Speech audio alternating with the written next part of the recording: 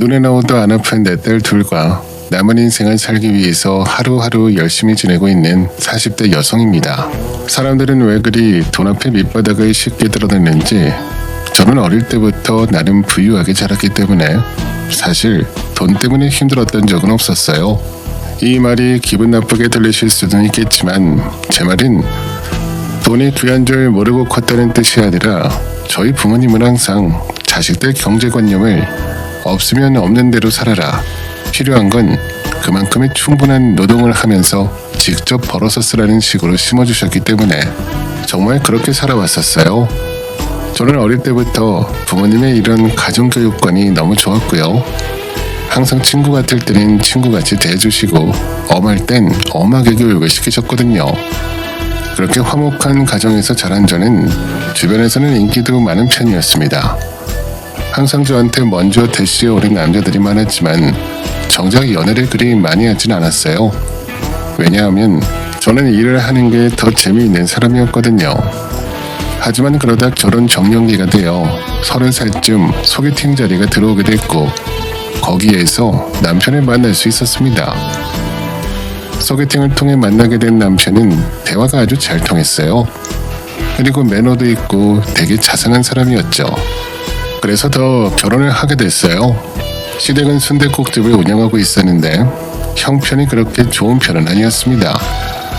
그냥 동네에서 작게 하는 수준이었고 그나마 순댓국에서 냄새가 나서 사람들이 잘 안 찾는 모양이더라고요.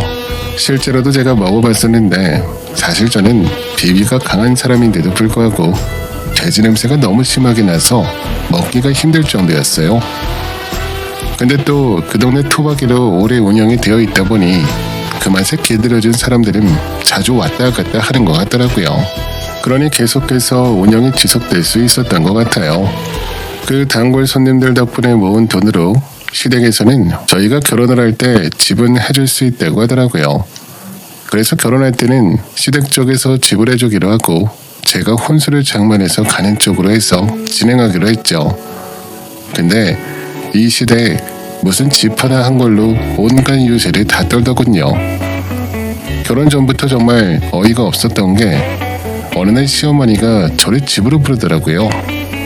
왜 그런가 싶어 일단 갔다가 저는 진짜 황당함의 극치를 맛보고 와야 됐습니다. 너네 혼수는 잘 준비하고 있니? 살림살이는 어떤 거 사려고? 어디 목록 좀 가져와 봐라. 내가 좀 봐야겠으니까. 네? 어머님 목록은 왜요? 그건 왜 보시려는 거예요? 저희가 알아서 잘 준비하고 있어요. 왜긴 왜야. 우리가 큰돈 들여서 집 사줬으면 그에 걸맞는 가구가 들어와야 될 거 아니냐. 너도 생각을 해봐라. 그 집이 얼마나 좋아. 얼마나 깨끗해. 그런 집 안에 들어가는 가구면 어느 정도 수준이 돼야 될 거 아니야. 근데 네가 준비하는 가구가 그 수준에 맞는지 안 맞는지 내가 안 보고 어떻게 알아? 네 안목을 내가 알고 있는 것도 아닌데 너 딱 보니까 옷 입고 다니는 게 죄다 싸구려만 입고 다니는 것 같고 가구 사는 꼬락서니도 딱 알만하다 알만해. 그러니까 잔말 말고 목록 적어서 가지고 와. 너는 그리고 그냥 가지고 오라고 하면 가지고 오면 될 것이지 왜 토를 달어. 저는 너무 어이가 없었습니다. 요즘 시대에 이렇게 아나무인으로 나오는 시모가 있을 줄은 꿈에도 상상을 못했거든요. 아니 그리고 솔직히 말해서 시모가 해주는 집은 제 성에 차지도 않았어요. 왜냐면 그 집은 거의 10년도 더 된 집인데다가 서울 끝자락에 있어서 출퇴근도 쉽지가 않았거든요. 근데 저희 친정에서 그래도 신경 써서 해주시는 건데 일단은 그 집에서 한 2, 3년만 지내다가 나오라고 해서 꾸역꾸역 들어가 살기로 한 거였죠. 근데 어이가 없게도 그 집에 어울리는 가구인지 본답시고 목록을 가지고 오라는 게 솔직히 좀 어이가 없기도 하고 안 입곱게 들렸었습니다. 근데 또 저도 결혼 전부터 이런 쓸데없는 걸로 얼굴 붉히기 싫더라고요. 그래서 일단은 가지고 갔죠. 근데 시모는 제가 가지고 간 목록을 보고는 입을 꾹 다물 수밖에 없었답니다. 왜 그런지 아세요? 제가 이미 정리를 해놓았던 가구 목록이랑 브랜드의 가격까지 싹 다 적어서 보여드리니까 시모가 진짜 아무 말도 못하는 거 있죠. 그래, 잘 구했네. 뭐 이 정도면 우리가 구해준 집에 들여다 놓을 만하다. 생각보다 제가 써간 목록들이 꽤나 비싸고 고급진 것들이었는지 얼굴에 당황스러운 기색이 역력했지만 끝까지 자존심 부리는 시모가 솔직히 속으로 좀 우습기까지 했었습니다. 그래도 아랑곳하지 않고 모르는 척했어요. 그렇게 우리는 결혼을 할 수 있었고요. 근데 결혼을 하면서 한 가지 걸렸던 게 있어요. 바로 남편의 수입이었는데요. 저는 나름 직장 생활을 하면서 돈을 많이 받고 있었고, 근데 남편은 벌이가 조금 시원치 않았어요. 남편의 적은 월급이 결혼하는데 걸림돌이 되진 않았지만 막상 살아보니 좀 아쉬운 부분들이 많더라고요. 일단은 아이를 키우면서 들어가는 돈은 많은데 남편 벌이가 시원찮으니까 모아지는 돈이 생각보다 많이 없었어요. 거기다 저희가 결혼을 하고 나서 애를 2명 낳는 동안에 저는 육아휴직도 마음대로 쓸 수 없었죠. 왜냐하면 제가 일을 멈춰버리면 남편 혼자 버는 걸로는 턱없이 생활비가 부족했기 때문에 악착같이 일을 다녀야 하는 상황이었거든요. 그것 때문에 산후조리도 제대로 하지 못해 몸이 많이 힘들었습니다. 그런 부분들 때문에 솔직히 저 혼자 어떻게 해야 하나 속으로 고민을 하고 있던 찰나에 남편이 이런 이야기를 하는 게 아니겠어요? 여보, 장인어른 얼마 전에 지점 낼거 있다고 하지 않으셨나?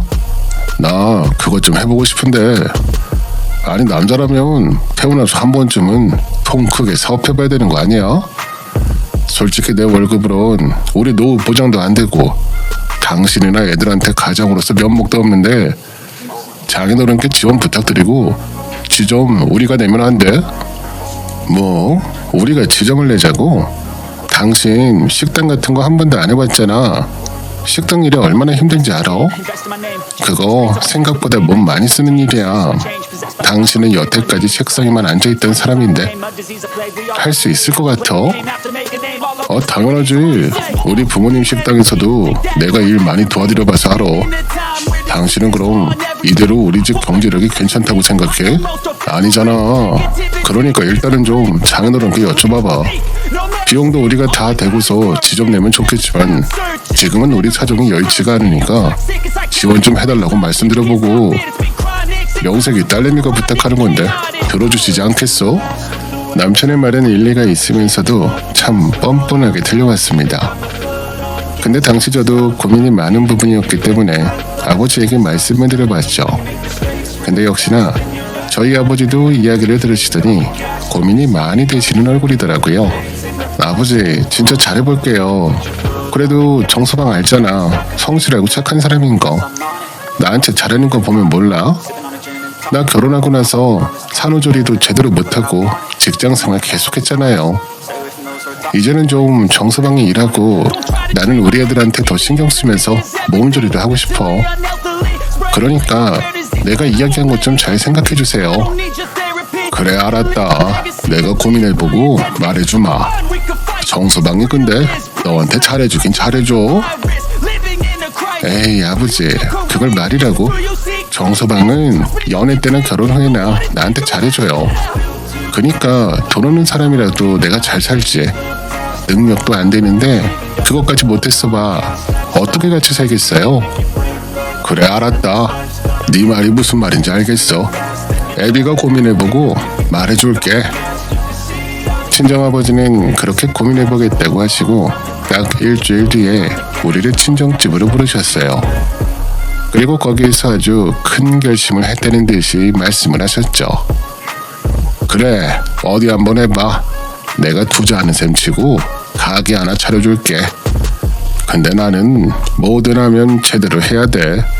만약에 자네가 내 가게를 운영해서 음식 갖고 장난질을 치거나 내 가게 이름에 맞지 않은 행동을 함으로써 내 가게 명예를 실추시키면 바로 자네를 잘라버리고 사위라도 명예훼손으로 그 보상 다 톡톡히 받아낼 거니까 그렇게 알아. 알아들었는가? 예, 물론이죠 장인어른. 감사합니다. 정말 감사합니다. 저 진짜로 열심히 해보겠습니다. 믿고 맡겨주셔서 감사합니다, 장인어른. 자, 여기서 끝이 아니야. 조건이 하나 더 있네. 네, 조건이 또 있다고요? 뭐 어떤 게 있는지?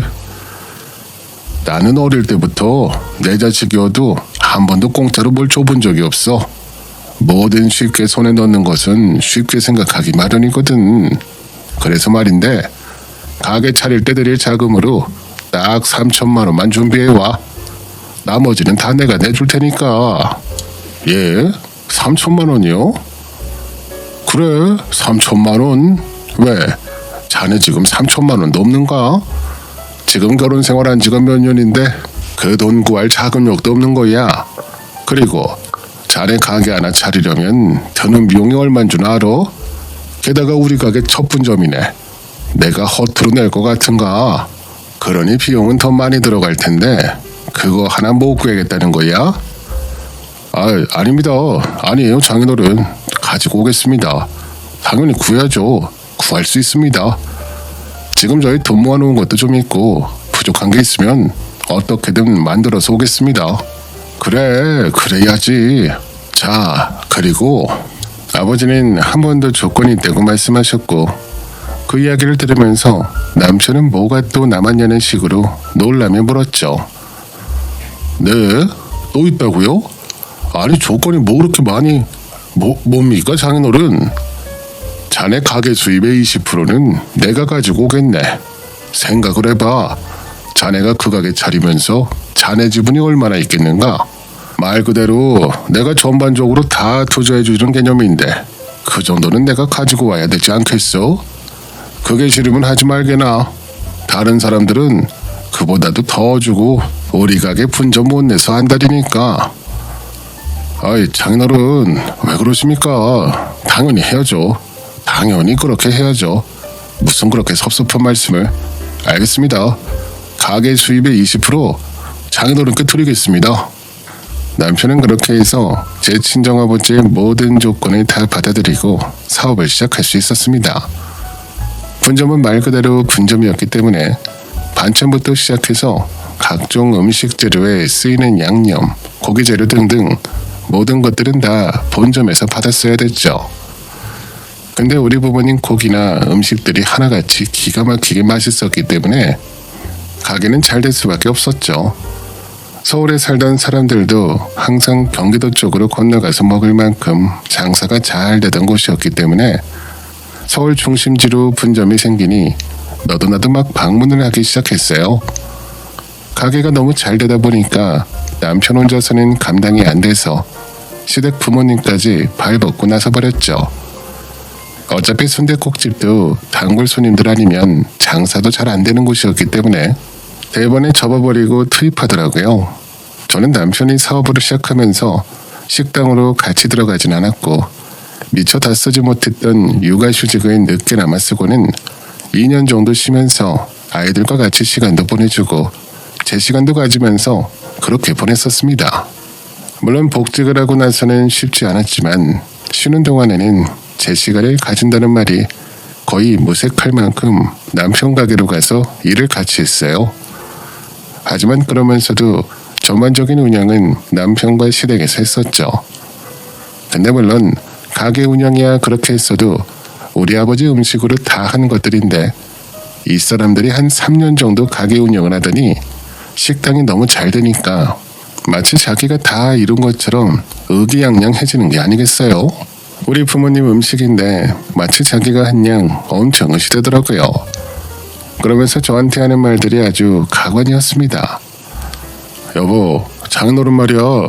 솔직히 가게에서 버는 돈 20% 가지고 가시는 거 그거 좀 너무하다는 생각 안 해? 장인어른 그 돈 그냥 가만히 앉아서 공짜로 얻어먹는 거잖아.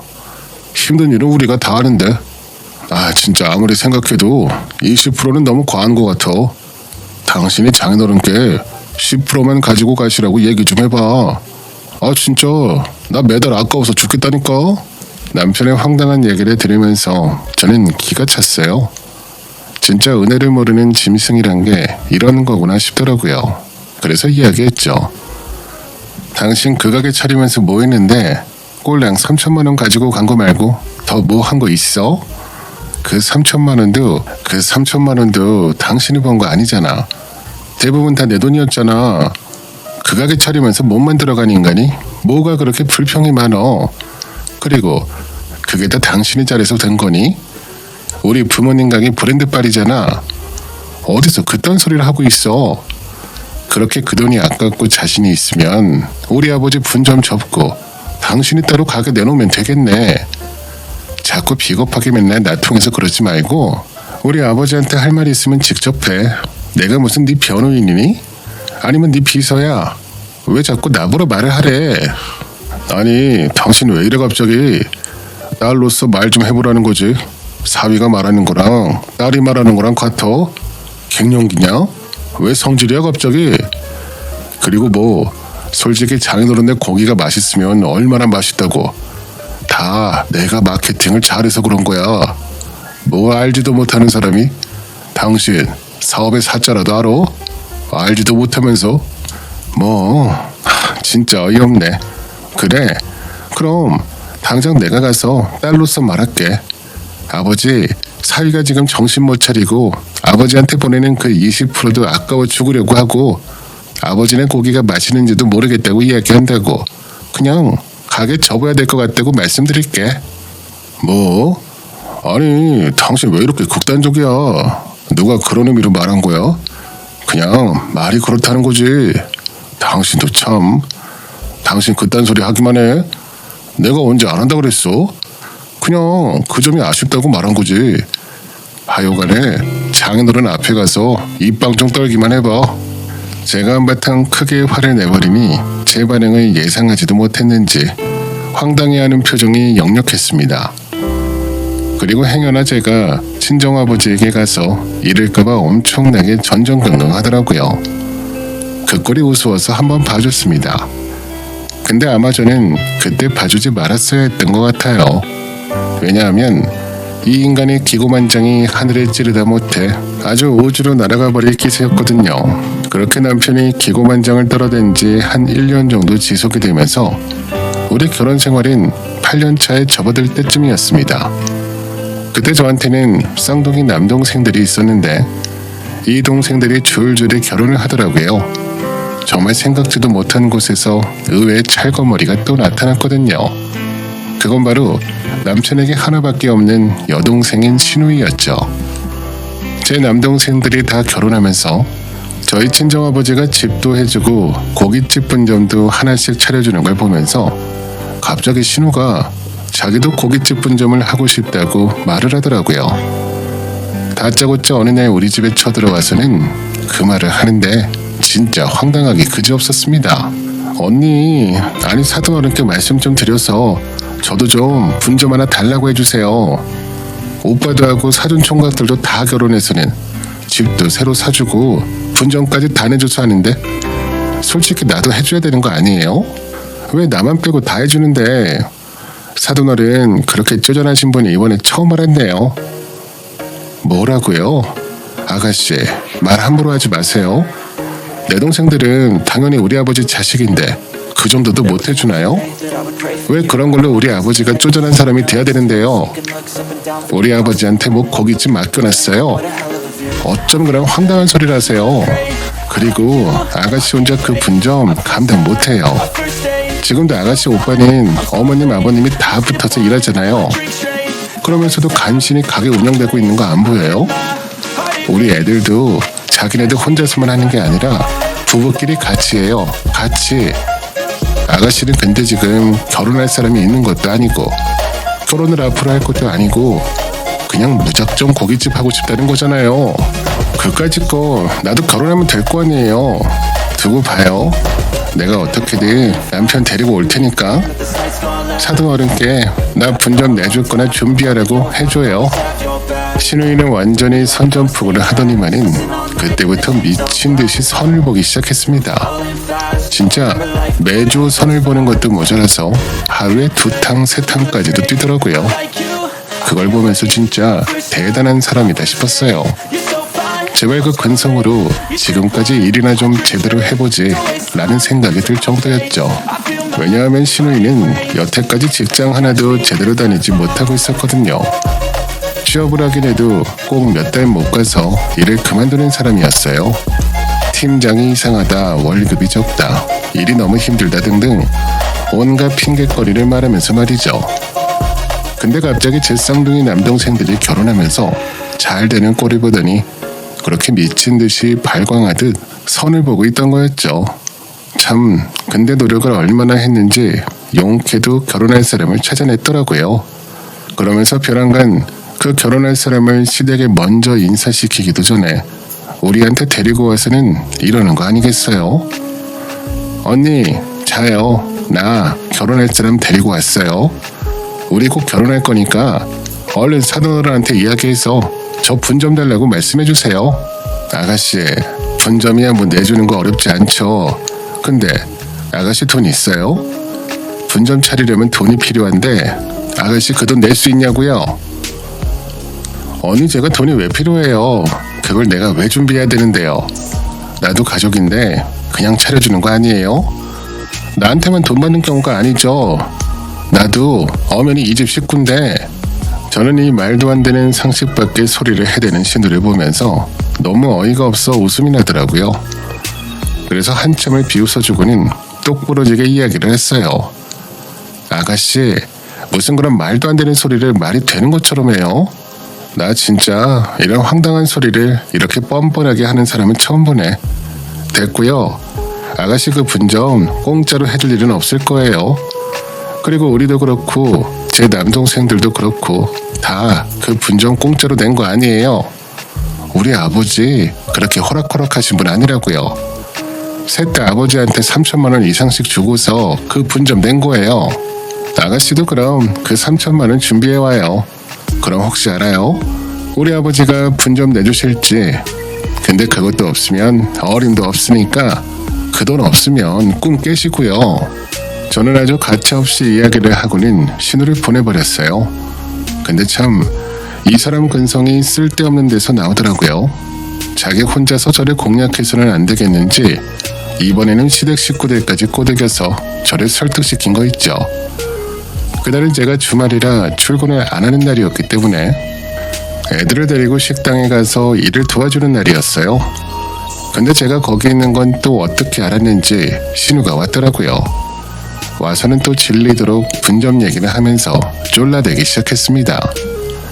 근데 제가 못 들은 척하니까 이제는 심호까지 나서서는 아주 저를 못살게 굴더라고요. 예, 너는 네 신우가 이렇게까지 말하는데 좀 들어줘라. 니네 집 돈 많잖아. 그 고깃집 하나 차려주는 게 뭘 그렇게 별스러운 일이라고 그걸 그렇게 안 들어줘. 네 신우 불쌍하지도 않니? 너랑 네 동생들만 잘 먹고 잘 살면 그만이야. 왜 그렇게 애가 이기적이야? 얘도 이렇게 나이가 있는데 결혼해야 되지 않겠어? 얘 그 분점 아니면 결혼 생각도 없는 애란 말이야. 분점 그거 좀 그냥 내줘라. 어머니, 자식 그렇게 오냐오냐 키우지 마세요. 세상에 공짜가 어딨어요. 그리고 저는 분명히 말했어요. 돈 가져오라고. 내 동생들도 공짜로 분점 낸 거 아니라고 저는 처음부터 말했습니다. 예, 지금 얘가 돈이 어디 있어. 직장 생활도 제대로 못했는데 돈이 모아줄 리가 있나. 너는 애가 왜 이렇게 선이 정확해. 그냥 가족들끼리 어물쩍 넘어가주는 것도 있어야지. 어머니, 저는 그렇게 가정교육 안 받아서요. 우리 아버지는 세상에 절대로 공짜는 없다고 가르쳐 주셨어요. 그리고 가족끼리도 지킬 선이라는 게 있는데 지킬 건 지켜야죠. 무엇보다도 피도 안 섞였는데 여기서 가족 운운하는 것도 좀 웃기고요. 아무튼 저는 확실하게 말씀드릴게요. 고깃집 분점은 공짜로는 절대로 못 해줘요. 하고 싶거든 돈 가지고 와서 정당하게 본인이 직접 우리 아버지께 말씀드리세요. 혹시 나중에 결혼을 했어도 분점에 대한 부분은 정확하게 알고 계시고요. 저는 더는 안 되겠다 싶어서 정말 똑부러지게 말을 했습니다. 상대방이 들었을 때는 피도 눈물도 없는 것처럼 들릴 수 있겠지만 저는 정말로 여기서 더 질척거리면 더 쓴 소리가 날 것 같아서 애초에 한 번에 더 강하게 얘기해줬던 거였죠. 근데 진짜 이 거머리가 사람 질리게 만들더라고요. 언니, 진짜 너무한 거 아니에요? 어쩌면 사람이 그렇게 피도 눈물도 없어요. 어쩜 그렇게 모질어요? 그럼 내가 파혼해야 되는 거예요? 내가 언니 때문에 결혼도 못하고 평생 혼자 살아야 하는 거냐고요? 진짜 내 팔자는 왜 이러는 거야? 그래요, 나 그냥 파혼할게요. 나 파혼한 거 다 언니 때문이니까 그렇게 알아요? 나 평생 독서 공방하면 그거 다 언니 책임이니까 그렇게 아시라고요. 시루는 진짜 끝까지 말도 안 되는 억지를 부리면서 급기야는 바닥에 주저앉아 눈물을 흘렸습니다. 진짜 황당하더라고요. 저는 그 모습이 너무 어이가 없어 그냥 보고만 있었더니 결국에는 남편이 중간에서 신우를 데리고 나가달래더라고요. 한참을 밖에 있다가 나중에 둘이서 들어왔을 때는 신우가 싱글벙글 웃으며 들어오길래 뭘 어떻게 달래줬길래 저렇게 싱글벙글인가 싶어 얼른 집에 가자마자 남편에게 물었죠. 근데 역시나 이 인간도 제정신이 아니었습니다. 결국에는 돈으로 달래놨던 거더라고요. 그것도 진짜 황당한 방법으로 말이죠. 여보, 아가씨는 어떻게 달랜 거야? 뭐 어떻게 했길래 아가씨가 웃으면서 싱글벙글 들어와? 아, 그거 별거 아니야. 그냥 우리 집에 이번에 많이 올랐잖아. 그거 이번에 팔아서 가게 만들 자금 주려고. 어차피 우리도 이 집에 이만 그만 떠날 때 됐고 여기서부터 살아봤자 우리도 불편한데 이 기회에 나가려고. 그리고 집한 돈으로 장인어른께 말씀드려서 분점 내준다고 했으니까 당신은 그렇게 알고 있으면 돼. 뭐라고? 당신 미쳤어? 이 집 팔아서 아가씨 분점 내버리면 우리는 무슨 돈으로 이사 가는데? 우리 아버지가 애초에 이 집 오래되고 허름해서 2, 3년만 살다가 이사 가려고 했던 집이야. 근데 당신이나 나나 그동안 이사 갈 돈이 모아지긴 했었니? 당신이 이제야 겨우 몇 년 벌어서 이제 이 집값 오른 거 보태서 이사 갈 수준 됐는데 근데 이 집 팔아서 아가씨 분점을 내주겠다고? 누구 마음대로? 저는 저한테 상의 한마디도 없이 그렇게 하기로 했다며 이야기하는 남편이 너무 어이가 없고 황당하기 짝이 없었습니다. 그래서 바로 화를 내버렸죠. 근데 남편이 저더러 뭐라는 줄 아세요? 이 사람아 왜 그래? 이사야 뭐 아무데나 들어가면 되는 거지. 그리고 여기 우리 부모님 돈으로 산 집이야. 당신은 말할 자격도 없어. 이 집 살 때 한 푼도 안 됐으면서 어디서 토를 달긴. 그동안 우리 부모님이 사준 집에서 편안하게 먹고 자고 했으면 그걸로 간지덕지해야지. 어디서 남편이 내린 결정에 신경질이야. 들어가 잠이나 자. 이미 다 결정된 일이니까. 저는 여기서부터는 이 거머리 같은 해충들한테는 인간의 말이 통하지 않겠구나 싶었습니다. 그래서 진짜 그 황당한 말을 싹 다 무시하고는 그 뒤로 바로 저만의 복수를 시작하게 됐죠. 그날 저는 그 인간하고 같이 있는 것도 싫어서 애들 데리고 나와 친정으로 갔어요. 그리고는 친정아버지에게 모든 상황을 다 이야기했죠. 역시나 이 모든 이야기와 자초지정을 다 들은 아버지는 완전히 화가 나서는 엄청나게 노발대발하셨어요. 이래서 은혜를 모르는 짐승은 키우는 게 아니야. 내 이것들을 어떻게 혼을 내줘야 정신을 차리지? 가만 안 둬 이것들. 아버지를 그날 엄마랑 제가 말리느라 애를 써야 됐지만 제 복수는 아주 제대로 들어먹힌 듯 했답니다. 왜냐면 그 다음날부터 바로 아버지는 본점에서 공급하던 고기를 싹 다 끊어버렸거든요. 그리고 곧바로 남편에게 통보를 해버리셨죠. 자네 오늘부터 우리 집에서 고기고 양념이고 아무것도 못 가지고 가네. 그리고 2호점도 당장 철거할 거니까 그렇게 알아.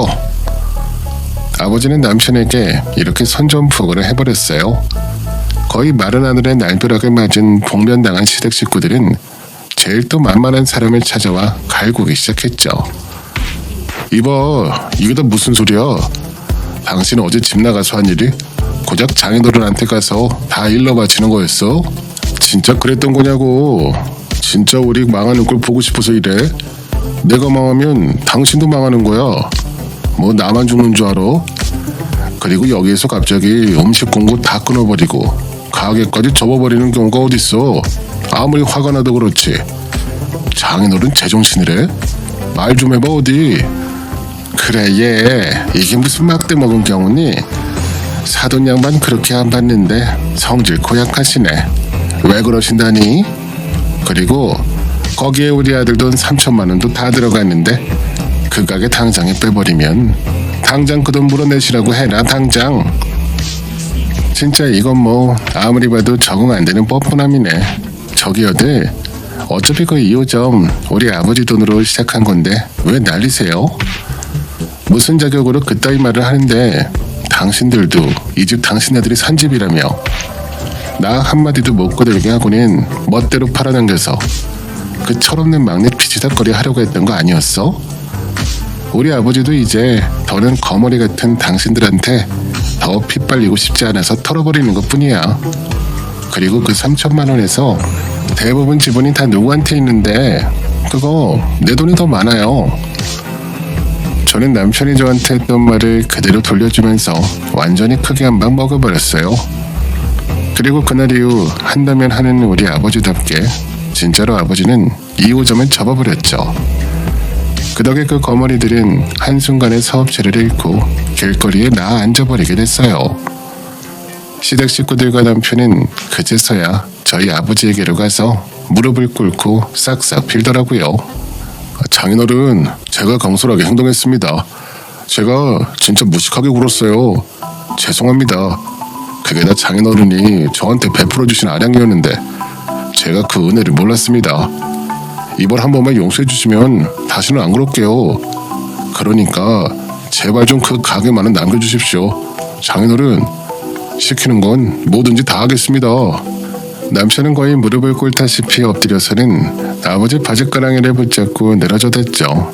근데 저희 아버지는 그렇게 호락호락하게 받아주실 미인이 아니셨어요. 시끄럽네. 나 이제 자네 같은 사위 필요 없어. 그리고 안 싸돈도 그만하십시오. 나는 이제 더는 못 봐줍니다. 그리고 자네, 내 딸이랑도 당장 이혼해. 내 딸도 이미 이혼하겠다고 결정했네. 다시는 당신네들하고 엮이고 싶지 않으니까 내 집에서 썩 나가. 아버지의 호통에 그들은 완전 쫄아서는 쫓겨나갈 수밖에 없었어요. 그대로 저는 남편과 바로 이혼을 진행해버렸죠. 그때 남편은 완전히 망해버린 거였기에 양육권이고 뭐고 다 저한테 줄 수밖에 없었어요. 경제적인 능력이 없는 인간이었기에 양육권이 갈 수가 없었죠.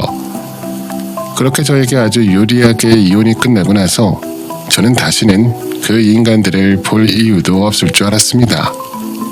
근데 그날 이후 또 한 번 봐야 됐어요. 왜냐하면 이제 더는 끝까지 갈 밑바닥도 없을 거라고 생각했던 남편의 인생이 이제는 완전히 지하까지 떨어져야 됐거든요.